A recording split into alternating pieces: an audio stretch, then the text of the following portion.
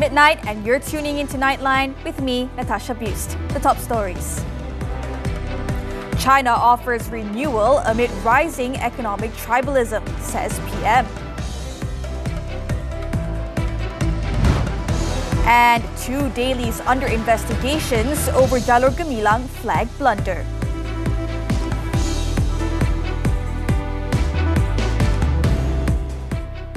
Prime Minister Datuk Seri Anwar Ibrahim has lauded China's role on the global stage, describing Beijing as a source of renewal in an era of rising economic tribalism and mounting threats to multilateral cooperation.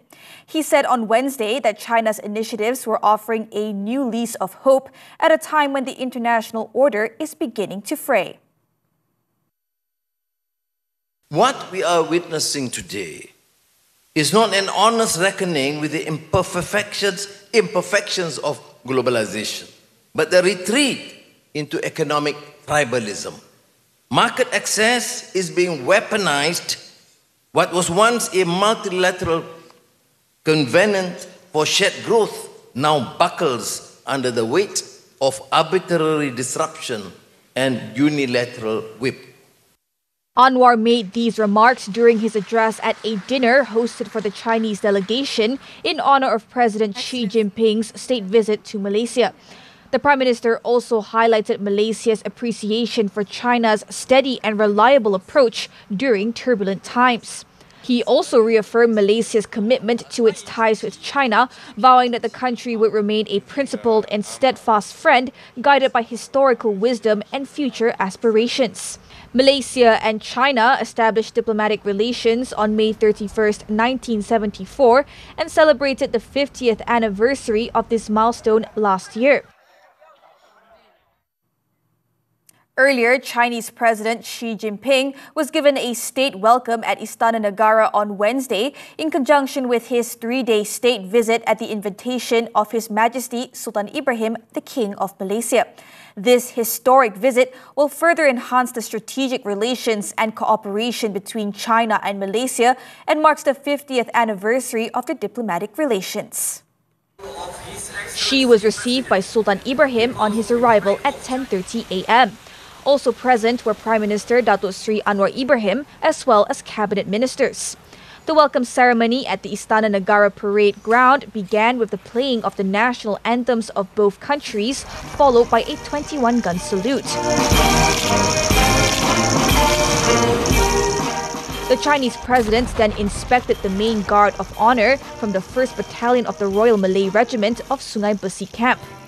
China has been Malaysia's largest trading partner for 16 consecutive years since 2009.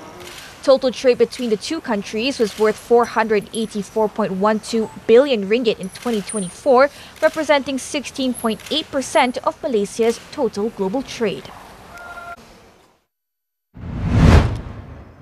Following the meeting, Sultan Ibrahim expressed his belief that Malaysia and China will continue to strengthen their ties despite various geopolitical gaps around the world. His Majesty said Malaysia is focusing on deeper economic integration, strengthening supply chain and industrial collaboration, increasing connectivity, and upholding the principles of mutual respect and benefit in engagement with all partners, including China. According to the King, there is great potential for Chinese companies and investors to explore opportunities in Malaysia, as it is in line with the importance of regional connectivity and high-quality development under China's Belt and Road initiatives. Later in the day, the Prime Minister held a bilateral meeting with Xi at the Sri Perdana Complex in Putrajaya. The discussion focused on Putrajaya-Beijing cooperation, covering various strategic areas, including artificial intelligence, AI technology. In his opening speech, Anwar lauded Xi's leadership and the friendship that China has established with Malaysia. We will work together in various fields of endeavor, in economy, in trade, in investments, of course in the new technology, including AI initiative, and all related matters that we have discussed for many years now. In his response, Xi expressed Beijing's preparedness to continue the agenda and friendship for the prosperity of people of both countries. 朝着高水平战略性方向发展，为两国人民创造更多福祉，为地区繁荣稳定做出更大贡献，让中马世代友好更加发扬光大。谢谢。 Malaysia, according to Anwar, views China not only as a close friend and neighbor, but also as an important partner through the comprehensive strategic partnership that reflects the deep trust and long-standing cooperation between the nations. Xi's visit also witnessed the signing of 31 memoranda of understanding across various fields of cooperation, including artificial intelligence, AI, the digital economy, tourism, and more. The exchange of documents was witnessed by Anwar and Xi. Under the Foreign Ministry, 3 documents were exchanged between Foreign Minister Datuk Sri Muhammad Hassan and China's Foreign Minister Wang Yi. These included agreements to jointly promote cooperation under the Global Security Initiative and the Global Civilization Initiative, as well as to strengthen development cooperation and support the Global Development Initiative.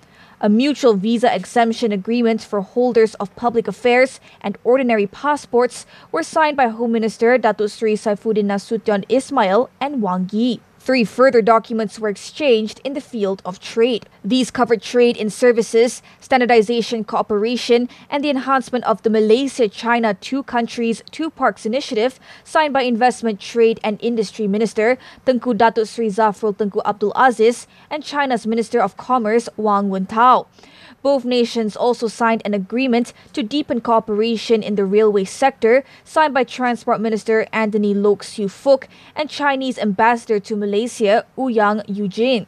In the digital arena, 2 memoranda of understanding were exchanged between the Digital Ministry and China's National Development and Reform Commission, focusing on collaboration in AI and the digital economy.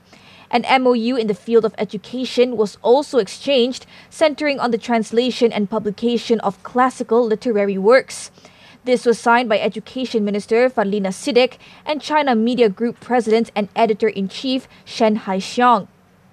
Agreements involving collaboration between media organizations and universities were also signed.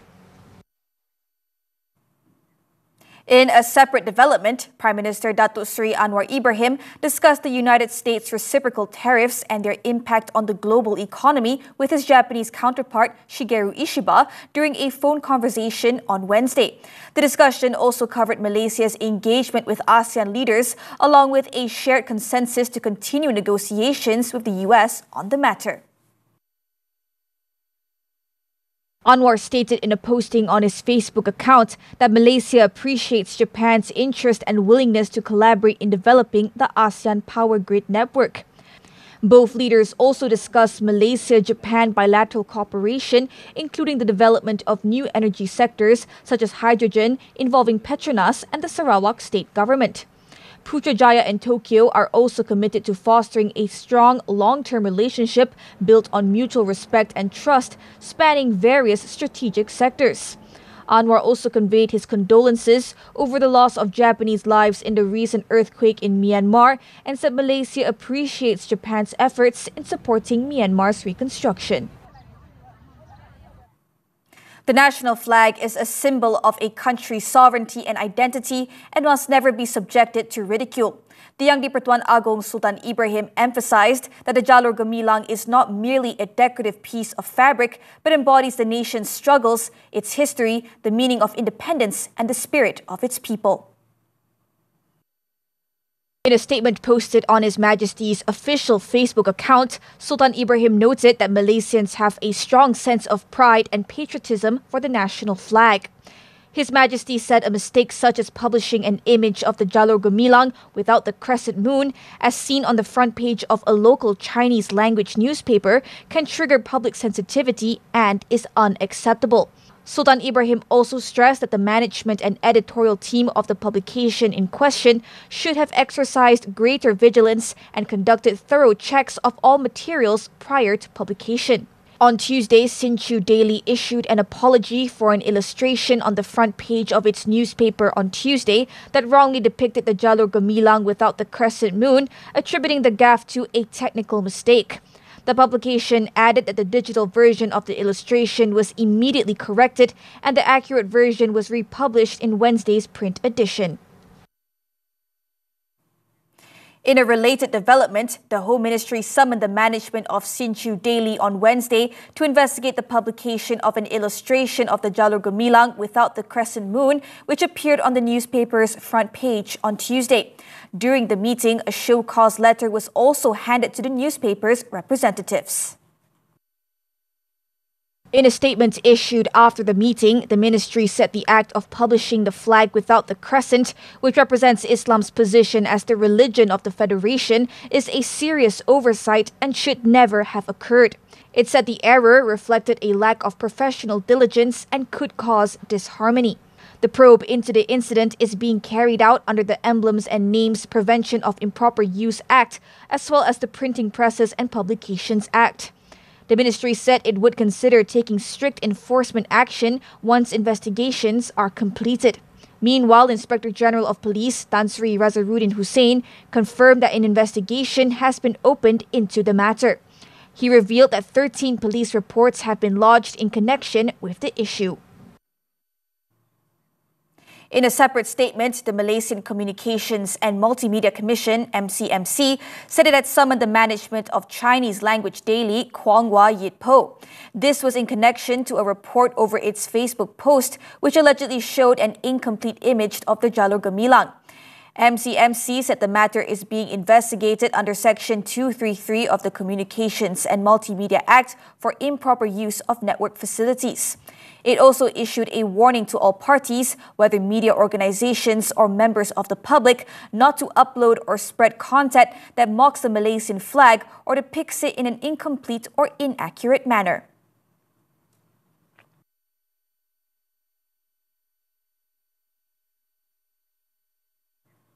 The Madani government, through the Communications Ministry, has reaffirmed that Kuala Lumpur Tower is a government-owned asset.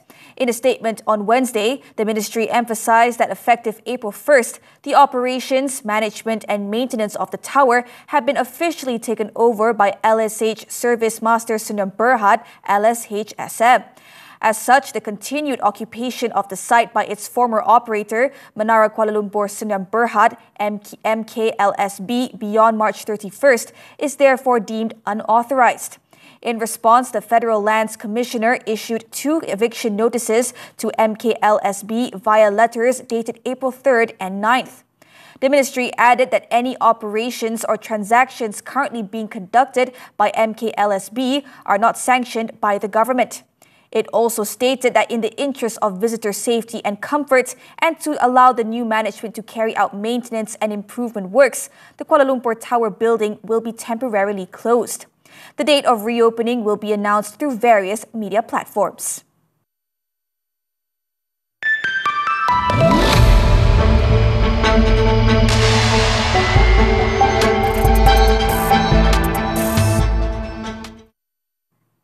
The Communications and Multimedia Content Forum, CMCF, has announced the reappointment of Rafiq Razali as chairman for a second term.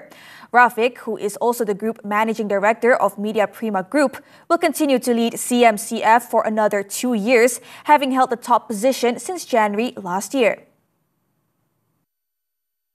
In a statement, CMCF said Rafiq will lead the organization's efforts in addressing a range of critical issues. These include AI-generated content and the rise of deepfakes. Rafiq said he is committed to finding a balance between innovation and accountability in the approach to self-regulation. He will also further strengthen initiatives to protect underage digital users. CMCF also aims to promote content inclusivity and bridge governance gaps across digital platforms. Navigating shifting markets. How prepared is the takaful industry? Can strategic focus drive growth in a rapidly evolving sector? How is Takaful Malaysia positioning itself for what's next? Zahir Kelvin Ong Abdullah speaks with Takaful Malaysia Group Chief Executive Officer Nur Azman Zainal.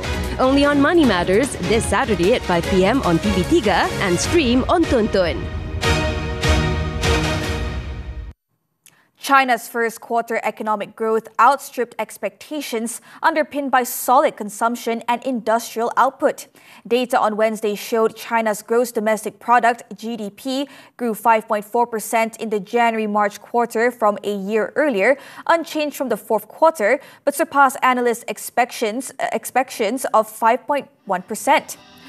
However, growth momentum is expected to cool sharply in the next few quarters as Washington's tariff shock hits the crucial export engine, heaping pressure on Chinese leaders to roll out more support measures to keep the world's second largest economy on an even keel.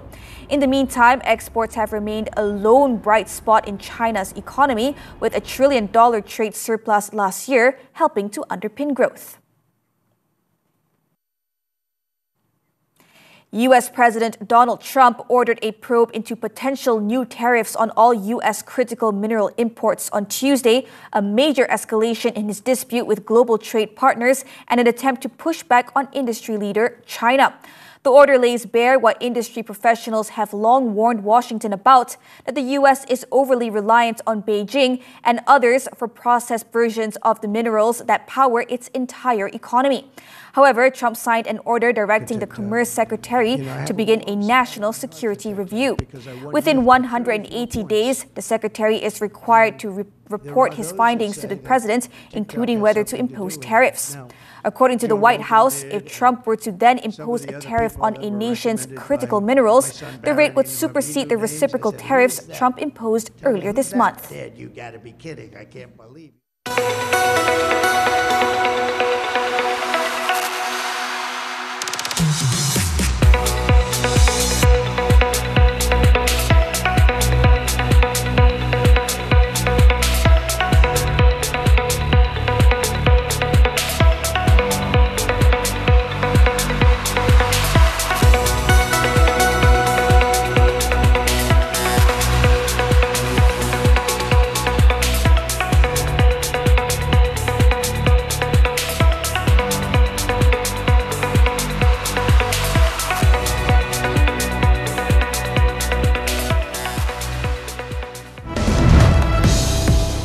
Ex-immigration officer remanded in 10 million ringgit graft case. This and more when Nightline returns. Kalau kita sama-sama, tak ada siapa berani hadap kita.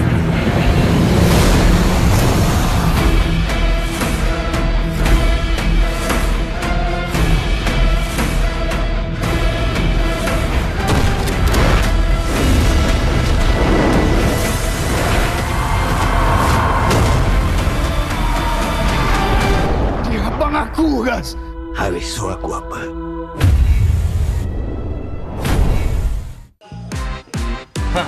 Macam nak tengok video penuh, saksikan video muzik Raya Pop-Pop di Tonton. Pop-Pop! Hai Pop!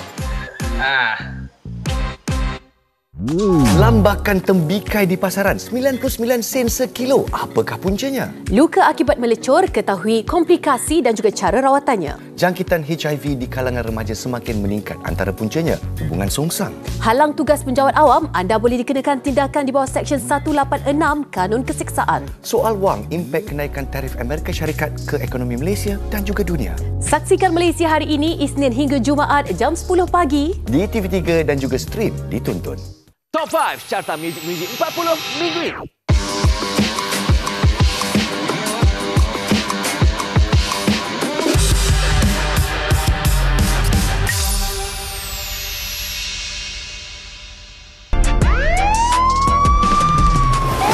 Kemasukan pendatang asing tanpa izin ataupun parti ke negara kita ni dah semakin serius.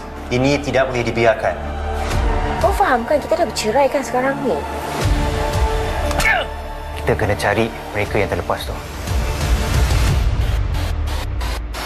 Polis Peronda setiap Jumaat 10 malam di TV3 dan stream sekarang melalui Tonton. Thanks for staying with us. A former immigration officer has been arrested for his alleged involvement in a syndicate that facilitated the illegal entry of foreign nationals via KLIA. The 50-year-old man was detained by the Malaysian Anti-Corruption Commission at his home in Temerloh on Tuesday night. The suspect, who took early retirement on January 1st, 2024, has been remanded until April 22nd to allow for investigations. Pahang MACC Director Syukur Mahmud confirmed the arrest. Just a day before, the suspect's wife, a 40-year-old immigration officer currently serving at KLIA, was also remanded in connection with the same probe. The counter-setting operation is believed to have been orchestrated by a syndicate and is suspected to have taken place between 2021 and 2024. Investigators believe millions of ringgit in bribes may have been distributed among several immigration officers involved. Police have arrested 3 men suspected of being involved in a parang attack at a shopping mall in Seremban, Negeri Sembilan. Seremban Police Chief Hatta Din said the suspects, aged between 35 and 47, were apprehended in Port Dickson at about 5 p.m. on Tuesday within 24 hours of the incident. Police also seized the weapon believed to have been used in the attack. Background checks revealed that all 3 suspects have criminal records, including prior offences related to drugs and violent crime. The suspects are currently under a 3-day police remand. On Tuesday, police launched a manhunt for a suspect who hacked a 40-year-old man with a parang at a shopping mall in Seremban on Monday night. The victim sustained serious injuries after being slashed several times before managing to flee the scene with the help of a friend. Police believe the case involved gangsterism and that the attack was motivated by revenge. Over in Johor, a workshop employee pleaded not guilty at the Johor Bahru Magistrates Court to driving under the influence of alcohol and causing the death of a fruit delivery rider last Sunday. 25-year-old Kok Si Kang, 25, entered the plea after the charge was read before Magistrate Nur Fatin Farid. Kok is accused of causing the death of 37-year-old Taufik Arif Sarif at around 2 a.m. on April 13th. His blood alcohol level was reportedly some 26 milligrams above the legal limit. Kok was charged under Section 44, subsection 1B of the Road Transport Act, which provides for imprisonment of 10 to 15 years and a fine of between 50,000 and 100,000 ringgit upon conviction. His driving license may be subject to endorsement and he could be disqualified from holding or obtaining one for a minimum of 10 years from the date of conviction. Any probationary driving license, if applicable, may also be cancelled. Kok was also charged with displaying a number plate that did not belong to the vehicle, which carries a fine of 5,000 to 20,000 ringgit, imprisonment of between 1 and 5 years, or both upon conviction. The court set bail at 6,000 ringgit and 2,000 ringgit for the respective charges and ordered Kok to report to a police station once a month and to surrender his passport. His driving license was also suspended pending the disposal of the case. The next case mentioned has been fixed for May 19th. Police raid former President Yoon Suk Yeol's office. The details after this breather. Pop, pop, pop, meriah satu kampung pop, pop, pop. Kita kasih Rio sampai besok. Kasih pop, pop, raya pop, pop, pop. Selamat Hari Raya. Kita nak pop, pop, pop, meriah satu kampung pop, pop, pop. Kita kasih Rio sampai besok. Kasih pop, pop, raya pop, pop. Macam nak tengok video penuh? Saksikan video muzik Raya Pop Pop ditonton. Pop Pop. Hai Pop.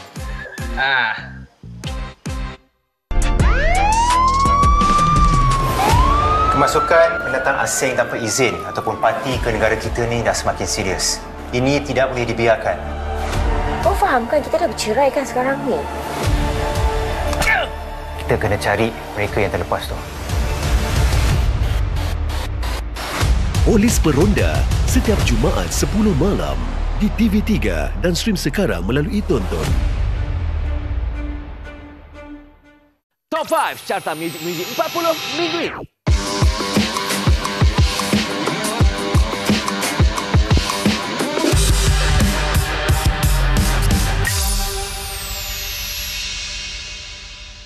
Apalah, Tuhan tak adil dengan aku. Kenapa aku tak dapat apa-apa yang budak lain dapat? Terbeban dengan dosa dunia ibunya, Balkis berjuang demi sebuah identiti yang hakiki. Siapa sebenarnya ayah kami? Aku takkan biarkan mak kau bela lagi sekuat malam. Akish ada mak di sisi. Dari rahim yang sama, Isnin hingga Khamis, 10 malam. Di Samarinda TV3 dan stream sekarang melalui Tonton. South Korean police raided the office of former President Yoon Suk-yeol and his security detail on Wednesday as part of a spiraling criminal probe into the impeached leader. Police initiated the execution of a raid warrant at the presidential office and presidential residence complex at around 10:13 a.m. local time. They seized encrypted phone servers and raided the office of Yoon's presidential security detail and the house of its head. Meanwhile, police also seized CCTV footage from the presidential office under a separate probe into former Interior Minister Lee Sang-min. Earlier, Yoon faced his first criminal trial on insurrection charges on Monday, which he fully denied. His next hearing is scheduled for April 21st. Britain's highest court has ruled that the legal definition of a woman is based on biological sex. The Deputy President of the Supreme Court on Wednesday said the unanimous decision of the court is that the terms woman and sex in the Equality Act 2010 refer to a biological woman and biological sex. He added that therefore a person with a gender recognition certificate in the female gender does not come within the definition of a woman under the Act. The decision will be seen as a landmark victory for gender-critical feminist campaigners who have long argued that biological sex is immutable and a blow for transgender rights activists. Meanwhile, the ruling could have far-reaching implications for the provision of single-sex spaces and other gender-specific public services across Scotland, England, and Wales. The members of the World Health Organization, WHO, have reached a landmark agreement on Wednesday on how to respond to future pandemics after more than 3 years of negotiations. The draft agreement, which was drawn up after more than 13 formal rounds of negotiations, will be presented for consideration at the World Health Assembly in May. The agreement includes commitments to enhance technology and knowledge sharing, mobilize a multidisciplinary global health emergency workforce, and establish a pathogen access and benefit sharing system, among other provisions.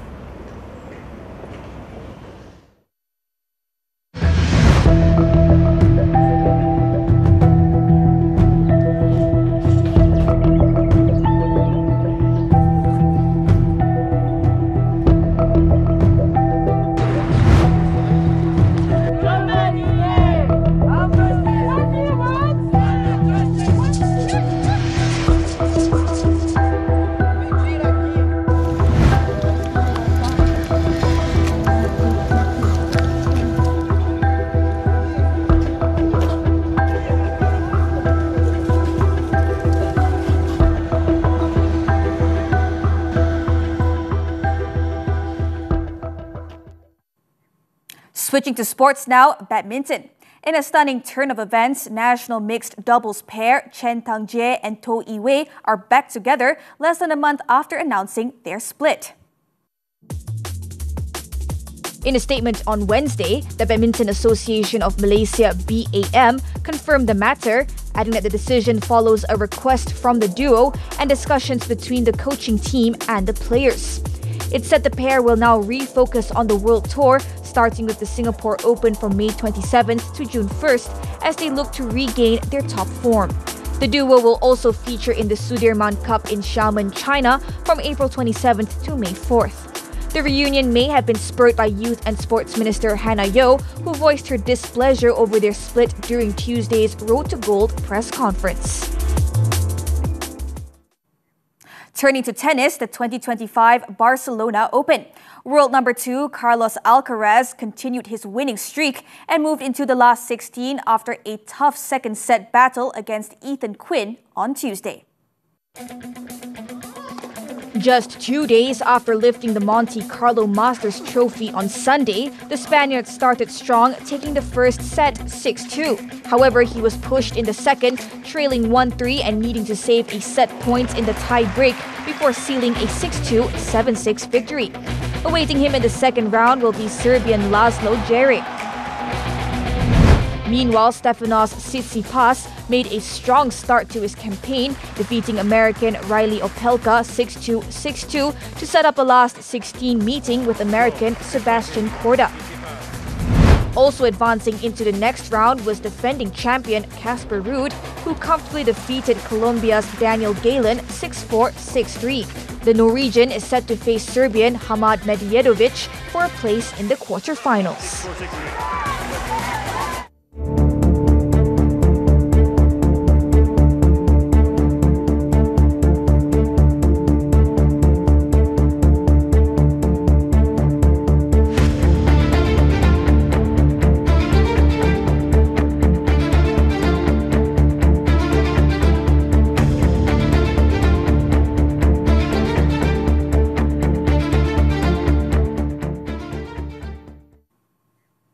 And that concludes Nightline this time around. Before we leave, let's take a look as Swiss climber Nicola Hoyak and his Austrian partner Philipp Brugger shatter a 21-year record by completing the north faces of the Eiger, Munch and Jungfrau in only 15 hours and 30 minutes, shattering the previous record by almost 10 hours.